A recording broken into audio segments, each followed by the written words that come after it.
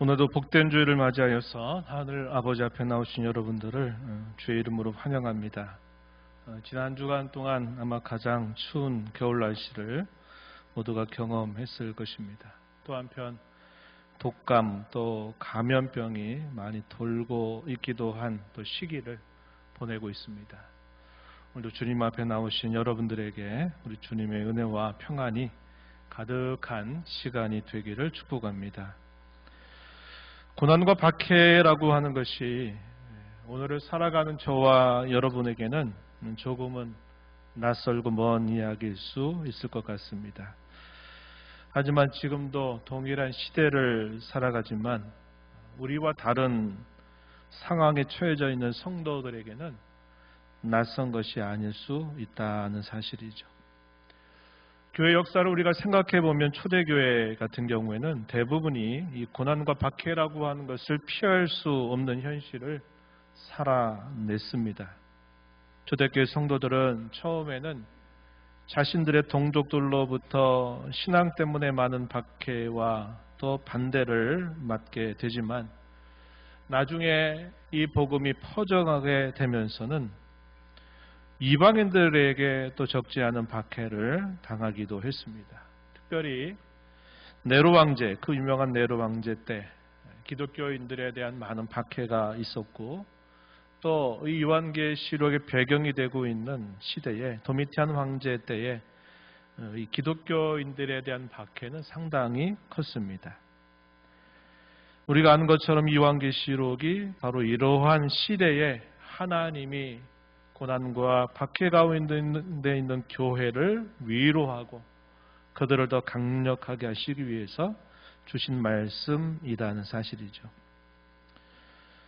교회 역사를 살펴보게 되면 놀랍게도 이런 박해와 시련의 시대를 사는 교회는 우리가 보기에는 약해지고 금방이라도 사라질 것처럼 보이는데 오히려 놀라운 일들은 오히려 교회가 강해지고 정화되고 견고해지고 더 나아가서는 참된 부흥과 성장을 거듭해 왔다라고 하는 사실입니다. 고난과 시련 역경이 저와 여러분이 살아가는 삶에 또 우리의 살아가는 삶의 신앙에 있어서도 이러한 유익을 가져다 주는 것은 저와 여러분에게도 마찬가지다 하는 것을 우리가 알게 됩니다. 끝나지 않는 계속적인 이야기, 곧 네버 엔딩 스토리다 이렇게 말할 수 있을 것입니다. 오늘은 사도 요한이 본 하늘 보호자로부터 펼쳐지는 광경을 살펴보면서 함께 말씀을 나누겠습니다. 당시에 사도와 고난 가운데 있는 교회가 큰 위로와 소망을 가지고 그 시대를 감당했던 것처럼 오늘 저와 여러분도 이 말씀을 통해서 위로와 소망이 가득한 시간이 되기를 진심으로 바랍니다. 본문의 내용들을 한번 살펴보겠습니다. 요한계시록 2장과 3장에서 주님은 지상에 존재하고 있는 소아시아에 있는 7교회에 메시지를 주셨습니다.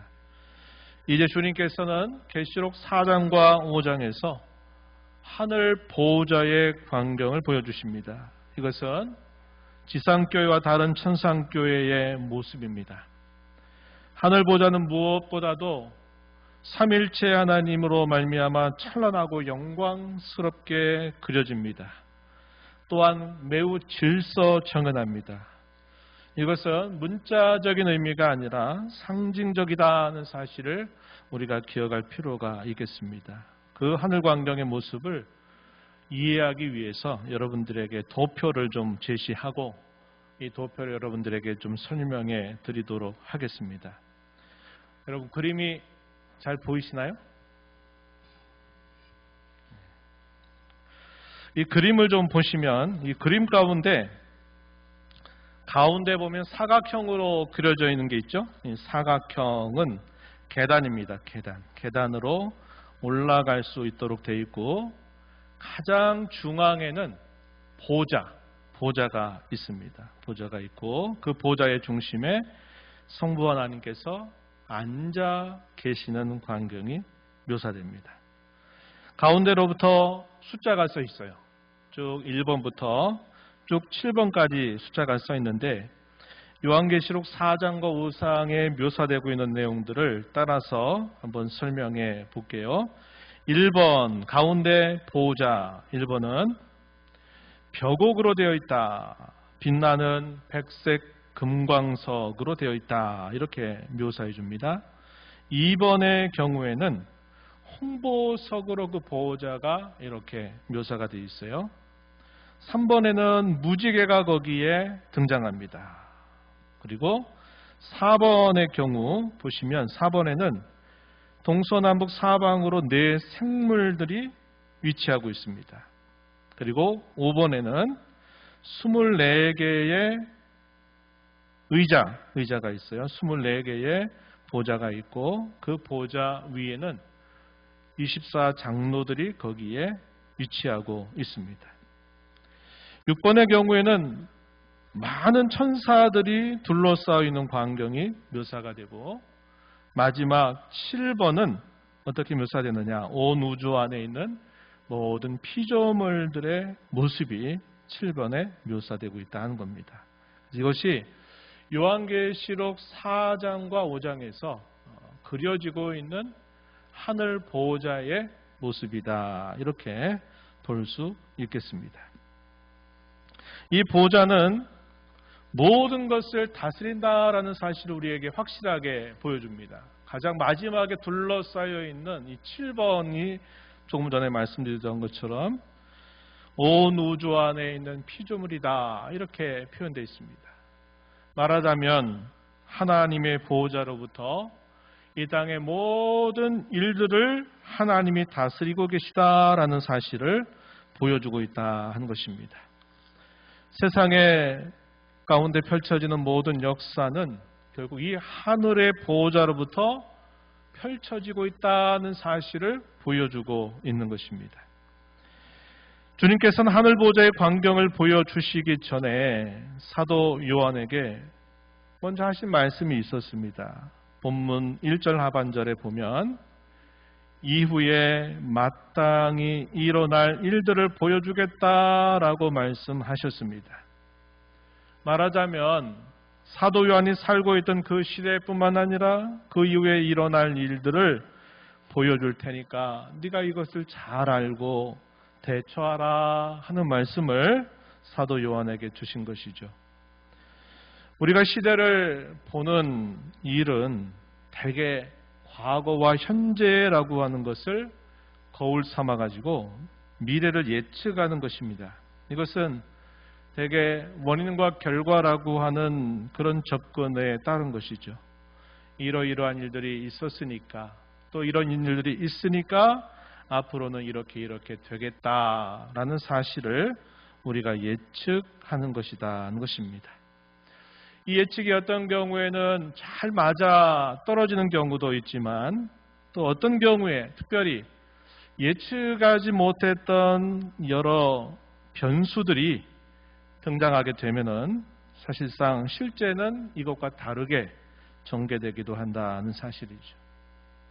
우리는 몇 년 전에 코로나 시대라고 하는 그야말로 어떻게 보면 역사적으로 거의 전무후무한 그런 어려운 시대를 겪었습니다. 많은 사람들은 뉴 노멀, 새로운 일상이 펼쳐질 것이다 이렇게 말하기도 하고 부정적으로 바라본 사람은 이 일로 인해서 계속적으로 인류가 온갖 질병에 의해서 고통을 당하는 일이 계속될지 모른다. 또 이러한 전망을 내놓기도 했습니다. 그런데 이러한 비관적인 전망이 있었지만 놀랍게도 우리의 일상이 완전히 예전 같지는 않지만 그러나 우리의 일상이 많이 회복되는 것을 우리가 지금 경험하고 있는 것이죠. 이와 같이 우리가 미래의 사실들을 예측한다고 하는 것은 항상 과거에 있었던 일, 또 우리가 현재 겪는 일들을 바탕으로 해서 이렇게 될 것 같다라고 생각하고 있는 것입니다. 그런데 성경이 우리에게 말씀하고 있는 것은 이러한 예측이 아닙니다. 이러한 예측이 아니라 계시입니다. 계시.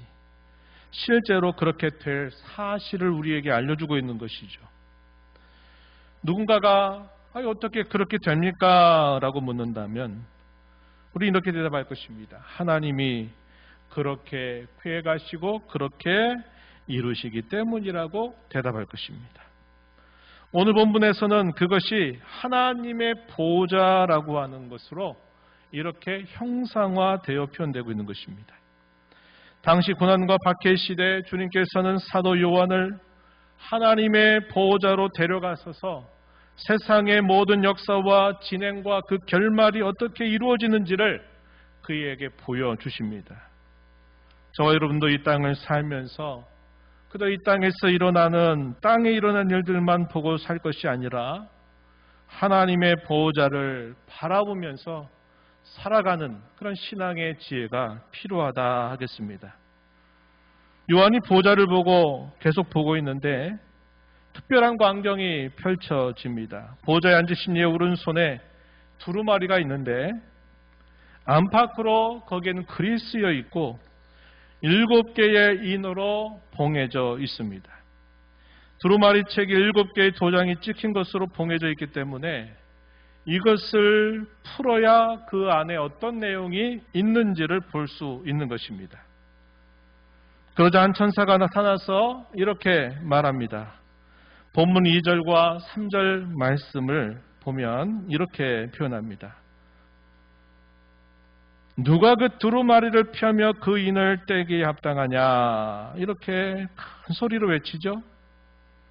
하늘 위에나 땅 위에나 땅 아래에 능히 그 두루마리를 펴거나 포거나 할 자가 없다. 이렇게 묘사되어 있습니다. 안타깝게도 그 두루마리를 풀 수 있는 권세를 가진 자가 그 어느 곳에도 없다고 말해줍니다. 그래서 요한은 이것을 볼 수 없어서 큰 소리로 울게 되었어요. 그때 한 장로가 그에게 나타나서 말합니다. 그것을 뗄 자가 있다라고 이야기합니다. 본문 5절에서 유대 지파의 사자 다윗의 뿌리가 이겨서 7인을 떼고 두루마리를 열 것이다 라고 말해줍니다. 여기서 유대 지파의 사자 다윗의 뿌리라고 하는 말은 그 옛날 야곱이 그의 12아들을 향해서 예언했던 내용 가운데 소개되는 표현이고, 또 다윗의 뿌리라고 하는 이 표현도 처음 사용된 것이 아니라 이미 선지자 이사야의 예언에서 얘기되었던 그런 말씀의 내용이었습니다. 예언의 성취를 통해서 이 땅에 오신 예수님께서 바로 그 인을 떼고 두루마리를 연다라는 사실을 한 장로가 요한에게 말해준 것입니다. 그 예수님이 바로 앞에서 본 대로 보호자와 내 생물과 장로들 사이에 서 있는 어린 양이신데 일찍 죽임을 당한 것 같다라고 말합니다. 예수님을 설명하기를 일찍 죽임을 당한 어린 양으로 묘사하는데 그 이유가 무엇일까 궁금해집니다. 본문 9절 10절 말씀에서 내 생물과 24장로들의 찬송을 통해서 알 수 있습니다. 그 말씀 우리 함께 읽어보겠습니다. 요한계시록 5장 9절 10절 말씀 우리 함께 천천히 읽어보겠습니다. 그들이 새 노래를 불러 이르되 두루마리를 가지시고 그 인봉을 떼기에 합당하시도다. 일찍이 죽임을 당하사 각 족속과 방언과 백성과 나라 가운데에서 사람들을 피로 사서 하나님께 드리시고 그들로 우리 하나님 앞에서 나라와 제사장들을 삼으셨으니 그들이 땅에서 왕노릇 하리로다 하더라. 아멘. 예수님이 죽임을 당하심으로써 자기 백성들을 그의 피로 사셨다.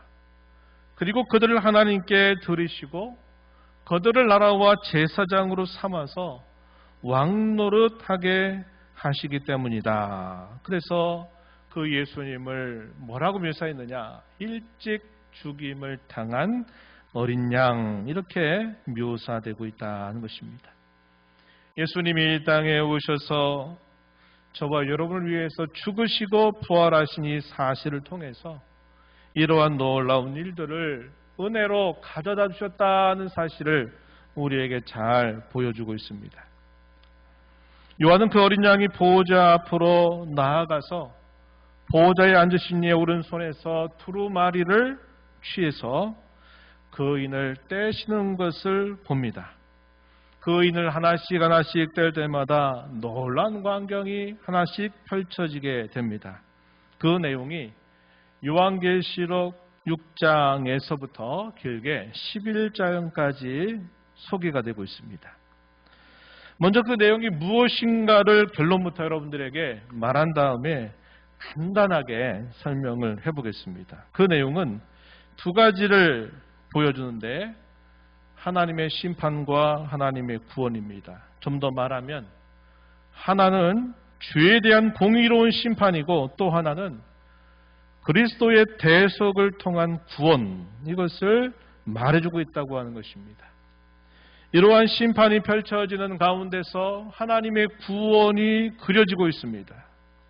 바로 이런 심판과 구원은 인류에 있는 이 모든 죄를 다루시는 하나님의 두 가지 방편이다 하는 사실을 우리는 주목할 수 있겠습니다.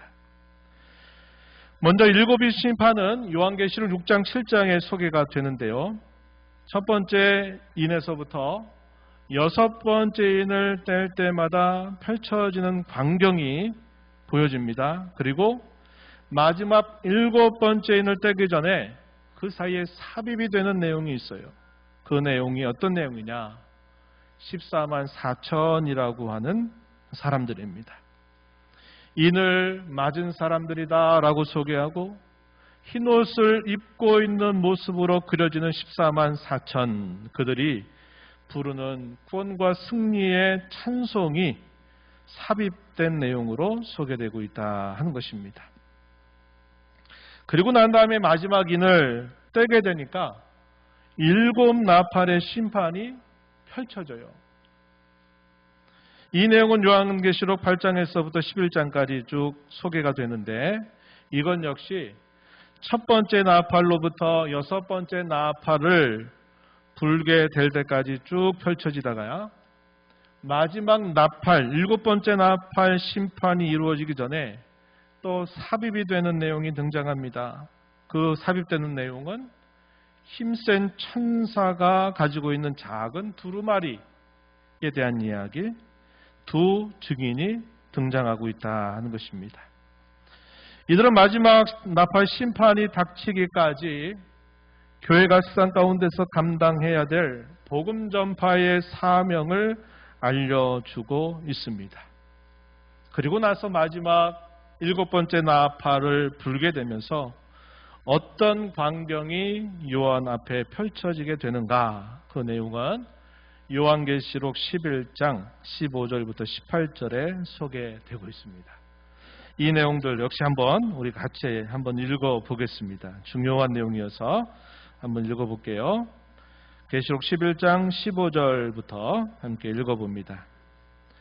일곱째 천사가 나팔을 불매 하늘의 큰 음성들이 나서 이르되 세상 나라가 우리 주와 그의 그리스도의 나라가 되어 그가 세세토록 왕노릇 하시리로다 하니 하나님 앞에서 자기 보좌에 앉아있던 24 장로가 엎드려 얼굴을 땅에 대고 하나님께 경배하여 이르되 감사하옵나니 옛적에도 계셨고 지금도 계신 주 하나님 곧 전능하신 이여 친히 큰 권능을 잡으시고 왕노릇 하시도다.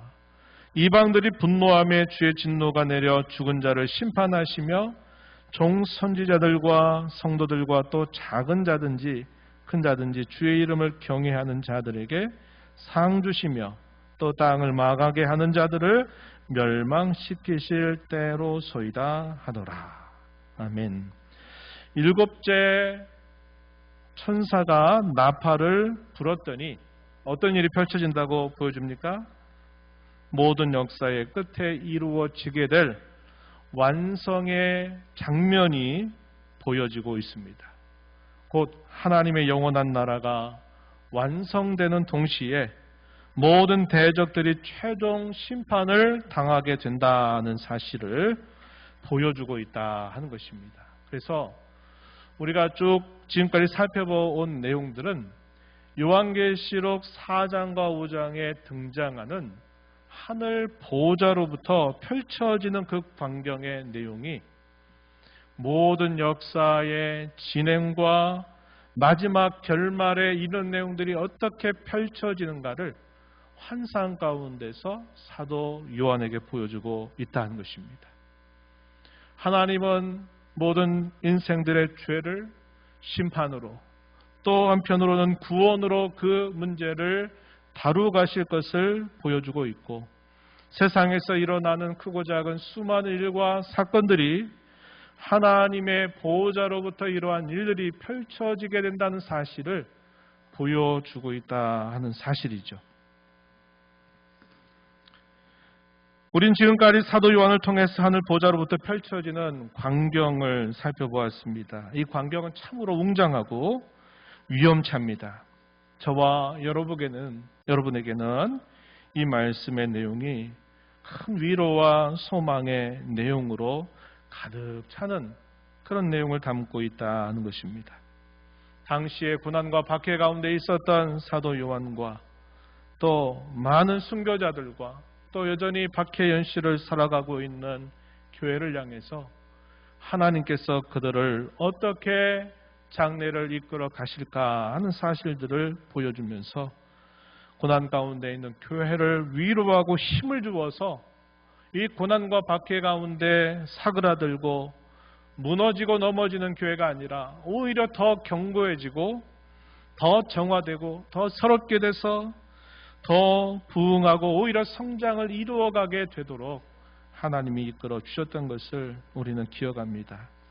오늘 저와 여러분에게 있어서도 이런 하늘 보호자로부터 펼쳐지는 이 광경은 역시 이러한 위로와 소망을 저와 여러분에게 그대로 전해주고 있다는 사실을 우리는 알게 됩니다.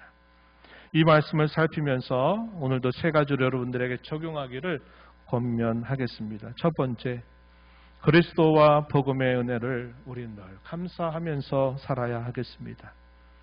우리 주님은 역사의 진행과 그 완성의 키를 가지고 계신 분이심을 우리가 오늘 보좌를 통해서 알게 되었습니다. 7인으로 봉해져 있던 두루마리 책을 열 자가 아무도 없었는데 그 책을 여는 이가 단 한 분 계셨어요. 일찍 죽임을 당한 어린 양이신 예수님께서 그 보좌에 있는 그 두루마리 책을 여셨다는 겁니다. 그것은 그분의 죽음과 부활을 통해서 그것을 여셨다고 하는 사실을 우리가 확인한 바와 같다 하는 것입니다.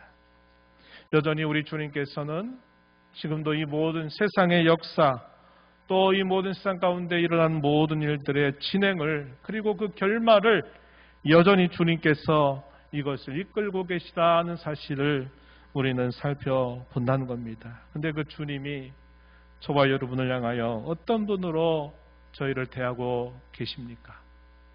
우리의 죄를 드러내서 우리의 죄를 따라 처치하고 벌하고 심판하시는 그런 심판의 주님으로 우리에게 나타나시고 우리를 대하시는 것이 아니라 우리를 그분이 죽으신 그분의 죽음의 공로를 우리에게 덧입혀 주셔서 우리의 죄를 따라 처치하지 아니하시고 우리의 모든 죄를 용서하시고 또 우리를 보호하시고 우리를 인도하시고 우리를 지켜주시는 주님이 되신다 하는 사실로 인하여 저와 여러분에게 베풀어 주신 이 은혜에 대하여 우리는 평생토록 감사하면서 살아야 되겠다 하는 사실입니다.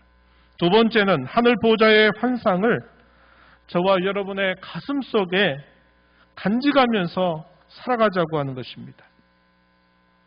마치 오늘 본문의 이 광경을 몸소 환상 가운데 보았던 사도 요한처럼 그리고 그 옛날 이사야 선지자가 하늘 보호자의 광경을 보면서 그가 선지자로 부름받아 그의 평생을 살아갔던 것처럼 오늘 저와 여러분도 하늘 보호자로부터 펼쳐지는 이 광경을 저희 마음에 깊이 새기면서 우리의 남은 삶을 살아가자고 하는 것입니다. 우리 인생은 짧죠. 길어봐야 100년 정도 될 것입니다. 우리가 인생을 살면서 우리가 보고 우리가 듣고 우리가 경험하는 일들은 대단히 제한적입니다. 우리의 살아온 삶이 그래요. 우리가 세상 온 생을 다 다닐 것처럼 보이고 세상에 있는 모든 일들을 다 할 수 있을 것처럼 생각할지 모르지만 막상 우리가 살아왔던 삶을 되돌아보면 우리가 사는 삶의 이 범위라고 하는 게 얼마나 제한적인지 또 우리가 할 수 있는 일들이 얼마나 제한적인지 우리는 알고 있어요. 저와 여러분이 살고 있는 이 시대 또 저와 여러분이 처해져 있는 상황이 평안의 때이든지 고난의 때이든지 환난과 박해의 때이든지 그 어떤 상황에 있든지 상관없이 우리는 모든 역사의 진행과 그 완성에 마침내 참여할 복을 받은 사람들입니다. 우리가 경험하는 세상으로 모든 것이 다 이것으로 끝이요, 멸절이요, 사라짐이 아닌 것입니다. 우리가 살아가는 짧은 인생 속에 경험하는 것들은 대단히 제한적인 것을 경험하면서 살아가고 우리 살아가는 삶 속에 큰 사건들이 얼마나 일어날 수 있겠습니까? 그러나 놀라운 것은 우리가 이 땅에서 살고 보고 경험한 것으로 모든 게 끝나지 않는다고 하는 사실이죠. 우리가 사는 삶이 짧다 하더라도 우리는 하나님께서 오늘 보호자를 통해서 펼쳐지는 광경 속에 마침내 완성될 그 하나님의 영원한 나라, 그 나라의 그 영광에 우리는 함께 참여할 복을 받은 자들이다 하는 사실을 우리는 늘 기억하면서 오늘을 살아가야 하겠습니다. 그러니 우리가 이러한 보호자의 그 광경을 저와 여러분의 가슴 속에 늘 새기면서 살아야 된다는 것이죠. 사도 요한은 박해 시대의 하늘 보호자의 완상을 보고 들었습니다. 지금으로부터 그 당시로부터 약 750년 전 이사야 선지자는 암울하고 어두운 시대의 하늘 보호자의 환상을 보고 들었습니다. 그 봤던 그들의 환상이 그들의 평생토록 지울 수 없는 놀라운 기억으로 그들의 가슴에 새겨졌고 아무리 시대가 험난하고 아무리 시대가 배교의 시대를 살아가고 아무리 시대가 어두워도 그들의 심령 속에 봤던 그 하나님의 보호자의 그 영광이 그들의 가슴에 아련히 새겨져서 자신들의 주어진 삶을 감당하면서 살았다는 사실을 우리는 기억할 수 있어야 합니다. 저와 여러분 어느 때보다도 하늘 보호자로부터 펼쳐지는 광경이 이루어지게 될 때를 가장 가까이에서 경험하게 될 것입니다. 이 광경을 사도 요한처럼 선지자 이사야처럼 우리 평생에 마음에 간직하면서 살아가시는 저와 여러분이 되기를 바랍니다. 그것은 오늘을 살아가는 저와 여러분에게 더할 수 없는 위로고 궁극적으로 복스러운 소망이 되기 때문에 그러합니다. 장차 우리에게 이러한 영광이 약속되고 있다고 하는 사실을 우리가 기억하면서 고난도 역경도 시련도 이겨내는 저와 여러분의 삶이 되기를 바라는 것입니다. 마지막으로 그렇다면 오늘을 어떻게 살아야 할까요? 두 가지를 기억하기를 권면합니다. 참목자 대신 어린 양의 인도를 따르면서 오늘을 살고 복음 전파의 사명을 우리 생에 마치는 순간까지 감당하면서 살아가자고 하는 것입니다. 우리가 앞에서 소개했던 것처럼 7인에 대한 심판이 쭉 시행되는 동안에 삽입되었던 이야기, 14만 4천이라고 하는 이야기, 또 7 나팔이 쭉 펼쳐지다가 마지막 7번째 나팔이 불기 전에 삽입되는 이야기. 힘센 천사가 작은 두루마리책을 가지고 있는 것. 두 증인의 내용들은 우리에게 무엇을 보여주느냐면 우리가 오늘을 이렇게 살아야 된다는 것을 보여주고 있는 것입니다.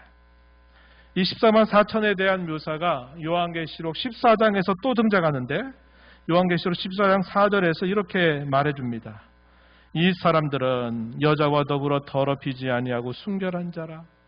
어린 양이 어디로 인도하든지 따라가는 자며 사람 가운데에서 속량함을 받아 처음 익은 열매로 하나님과 어린 양에게 속한 자들이라. 14만 4천에 대한 묘사의 말씀입니다. 뭐라고 표현했습니까? 어린 양이 어디로 인도하든지 따라가는 자들이다. 그들의 특성을 이렇게 말했습니다. 주님은 우리의 살아가는 내일의 모든 삶에 우리의 진정한 목자가 되셔서 우리의 가는 길을 그때그때마다 인도해 주실 것입니다. 말씀을 통해서 우리 안에 내주하시는 성령님을 통해서 우리를 계속 인도하실 것입니다. 그럴 때 우리는 그분의 인도를 따라가기로 결단하고 오늘을 살아가야 되겠다 하는 것입니다. 그러면 안전하고, 그러면 거기에 기쁨이 있고, 그러면 거기에 평안이 있는 것입니다. 요한계시록 10장 11절에서 또 이렇게 말합니다. 두 증인에 대한 말씀을 하시면서 이렇게 소개해요. 내가 많은 백성과 나라와 방언과 임금에게 다시 예언하여야 하리라. 마지막 7번째 나팔이 부는 주님의 재림이 있게 될 그때에 이루어지게 될 마지막 역사의 완성이 이루어지기 전까지 너는 해야 될 일이 있다. 그게 뭐냐면 예언하라는 겁니다. 다시 말해서 이 복음을 끝까지 전해야 된다라고 가르쳐주고 있는 것입니다. 저와 여러분이 하늘의 보좌로부터 펼쳐진 이 위대하고 웅장한 광경을 저희 마음에 새기면서 우리를 인도하시는 주님의 인도를 언제나 따르기를 작정하고 우리가 살아가는 생애도 가운데 우리의 말과 삶과 행실이 이 복음을 전하는 자로 살아가는 저와 여러분이 되자고 하는 것입니다. 이것이 오늘 우리가 나누는 말씀의 결론입니다. 이러한 결론을 마음에 깊이 간직하고 결단하면서 또 마지막 남은 삶을 힘써 살아가는 저와 여러분이 되기를 진심으로 바랍니다. 하나님 아버지 감사합니다. 고난과 박해 시대를 살았던 그 시대에 하나님은 사도 요한과 그의 교회를 향해서 하늘의 보호자로부터 펼쳐지는 놀라운 광경을 환상 가운데 보여주시면서 어린 양 되신 예수 그리스도께서 세상의 모든 역사를 주장하시며 그 역사의 끝에 완성될 찬란하고도 웅장하고도 놀라운 이야기를 미리 보여주셨습니다. 그 일을 통해서 위로받은 교회가 그 시대를 감당하며 이겨나가며 주의 복음을 전하는 삶을 살았던 것처럼 특별히 마지막 시대 가운데 가장 마지막의 끝자락을 살아가는 저희들에게 하늘의 보호자로부터 펼쳐질 이 놀라운 광경을 저희 가슴에 품고 주님의 인도 따라 살기를 작정하고 생애 다하도록 주의 복음의 증인으로 살아가는 저희가 되게 해 주시옵소서. 예수님 이름으로 기도하옵나이다. 아멘.